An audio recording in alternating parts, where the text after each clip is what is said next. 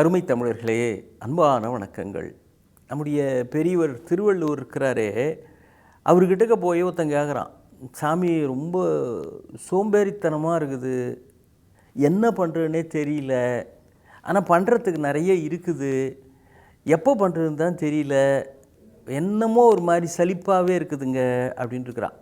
அவர் சிரிச்சுக்கிட்டே சொல்கிறாரு, நீ சோம்பேறித்தனமாக இருக்கலாம்ப்பா, ஒன்றும் தப்பு இல்லை, ஆனால் ஒரே ஒரு விஷயத்தில் மட்டும் இருக்கலாம். என்னதுங்க அது? சோம்பேறித்தனமாக சும்மா உக்காந்துருக்கிறதுன்னு முடிவு பண்ண பாரு, அதில் மட்டும் நீ சோம்பேறித்தனமாக இரு அப்படின்னார். என்னங்க சொல்கிறீங்க? நான் சும்மா உக்காந்துருக்கலான்னு முடிவு பண்ணுறதில்ல, அதில் மட்டும் சும்மா இரு, மற்ற எல்லாத்தையும் உடனுக்குடனே முடிச்சிடு அப்படின்றார். சில பேர் சொல்லுவாங்க பார்த்தீங்களா, ஒரு வீடு கட்டணும்னு ரொம்ப நாளாக நினச்சிட்ருக்கிறேன் சார், எப்போ கட்டுறதுன்னு இன்னும் முடிவு பண்ணலை அப்படிம்பாங்க. இன்னும் சில பேர், சார் ஒரு பிஸ்னஸ் ஒன்று ஆரம்பிக்கணும், அதுக்கு தேவையானதெல்லாம் இருக்குது, எப்படி செய்யணும் என்ன ஏது எல்லாம் தெரியும், ஆனால் அது என்னமோ இன்னும் அதுக்கான நேரம் வரலிங்க, என்னமோ கை அதுக்குன்னு ஒழிய மாட்டேங்குது அப்படிம்பாங்க. இவங்களாம் எப்போ ஆரம்பிப்பாங்க தெரியுங்களா?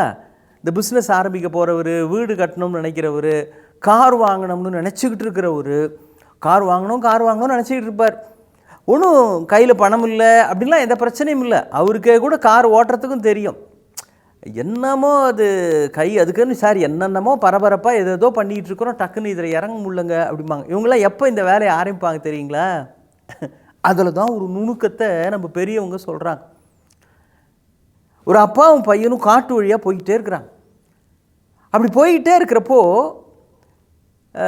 அந்த அப்பா அந்த காட்டு பகுதியில் ஒரு குறிப்பிட்ட இடம் எல்லாம் இவங்களுக்கு தான் சொந்தம். அந்த அப்பா அப்படி சுற்றிவரை பார்த்தாரு, சுற்றும் பார்த்துட்டு, மகனே இந்த மரங்கள்லாம் தேவையில்லாமல் நிறைய வளர்ந்து போச்சுடா, இதில் இந்த சில மரத்தெல்லாம் வெட்டிட்டா அப்புறம் வெட்டி அதை போட்டால் அதில் ஒரு நல்ல வருமானம் வரும்னு நினைக்கிறேன், சில மரங்கள்லாம் எதுன்னு நான் சொல்கிறேன், அதெல்லாம் வெட்டிடு, என்ன அதுக்கான ஏற்பாடு பண்ணிடுவோம் நம்ம அப்படின்னார். சரிப்பா அப்படின்னா, இவர் பையன்கிட்ட பேசுகிறத அந்த மரத்து மேலே கூடு கட்டி இருந்த சில பறவைகள், அதில் ஒரு குஞ்சு பறவை அம்மாட்ட கேட்குது, அம்மா என்னம்மா இது, நம்ம இந்த மரத்தில் குடியிருக்கிறோம், கூடு கட்டியிருக்கிறோம், இப்போ தான் ஒரு வாரம் ஆகுது, இவர் பாட்டுக்கு மரத்தெல்லாம் வெட்டணும் அப்படிங்கிறாரேம்மா, நம்ம இருக்கிற மரத்தை வெட்டிட்டு அப்புறம் என்னம்மா பண்ணுறது அப்படின்னு அந்த குஞ்சு பறவை கேட்குது அம்மாட்ட.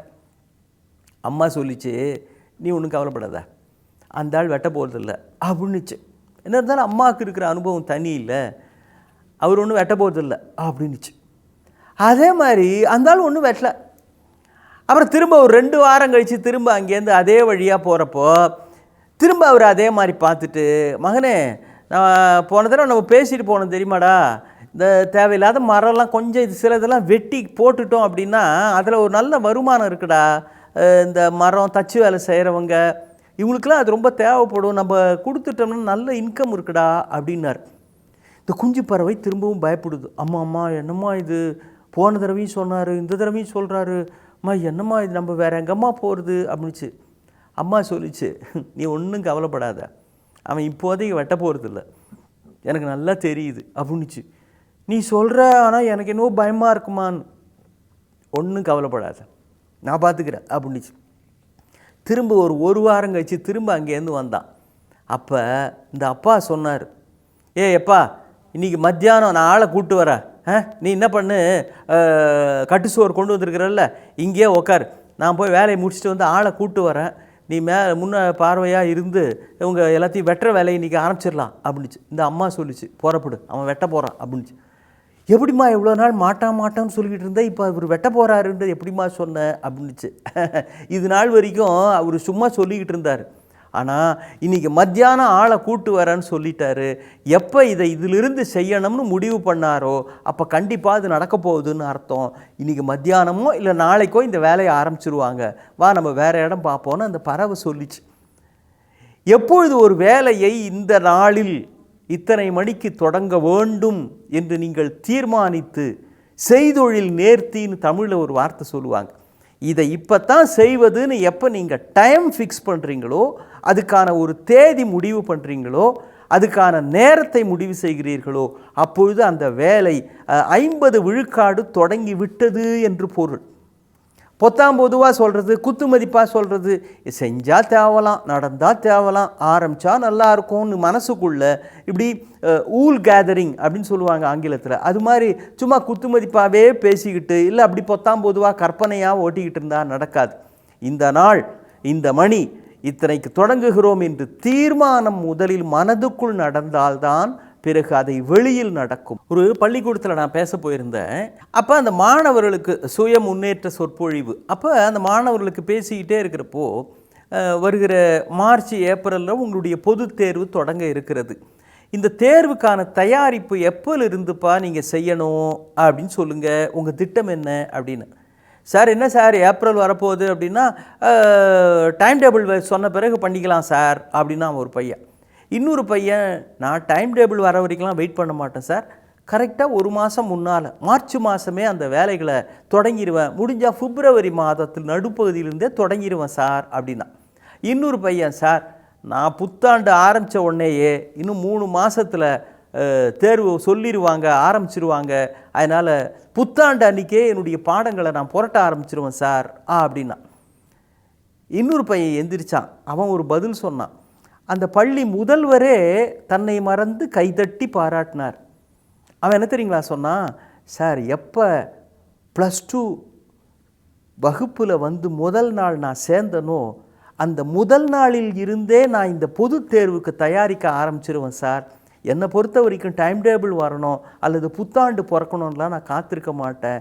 இந்த +2 12ஆம் வகுப்புக்குள்ளே என்றைக்கு நான் முதல் நாள் காலடி எடுத்து வச்சனோ அன்றைக்கே என்னுடைய தயாரிப்புகள் தொடங்கி விட்டன சார் அப்படின்னா. அந்த பிரின்சிபால் தன்னை மறந்து கைதட்டி பாராட்டி சபாஷ் அப்படின்னாங்க.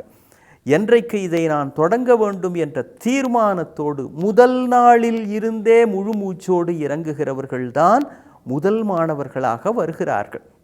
நம்முடைய எழுத்தாளர் ஜெயகாந்தன் இலக்கிய உலக பிதாமகர்களில் ஒருத்தர், அருமையான எழுத்தாளர், சொல்லவே வேணாம். ஜெயகாந்தன் கால பெருந்தச்சன் அப்படின்னே எழுத்துலகத்தில் அவரை கொண்டாடுவாங்க. அவர் வளர்ந்த நிலையில் கூட மிக உச்சத்தை தொட்ட பிறகு கூட அவருடைய சிறப்பான அம்சங்கள் என்ன அப்படின்னா, அவருடைய கதைகள் வித்தியாசமாக சிறப்பாக இருக்கும் அப்படிங்கிறதையும் தாண்டி, இத்தனாம் தேதி நான் இந்த கதையை உங்கள் ஆஃபீஸுக்கு அனுப்பிச்சிடுவேன், இல்லை யாரையாவது அனுப்பிச்சி வாங்கிக்கோங்க அப்படின்னா கரெக்டாக அந்த தேதியில் அவருடைய அந்த எழுதுகிற கதையோ கட்டுரையோ எழுதி முடிச்சிருப்பார். அந்த கட்டுரையோ கதையோ அதை எழுதி ஒரு கவரில் போட்டு மடித்து வச்சுருப்பார். அப்போ அவருக்கு 2 வகையிலே சிறப்பு சேருது பாருங்க. ஒன்று சிறப்பான கதை, சிறப்பான படைப்பு. 2வது சொன்ன தேதியில் சொன்னபடி சொன்ன வார்த்தை மாறாமல் மிகச்சரியாக தன் சொல்லை தானே மதிப்பதுன்னு சொல்லுவாங்க.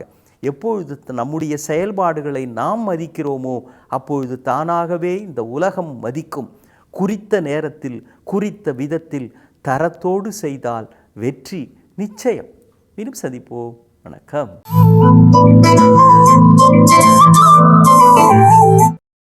இன்னும் பல வீடியோக்களை காண சன் லைஃப் சேனலை சப்ஸ்கிரைப் பண்ணுங்க.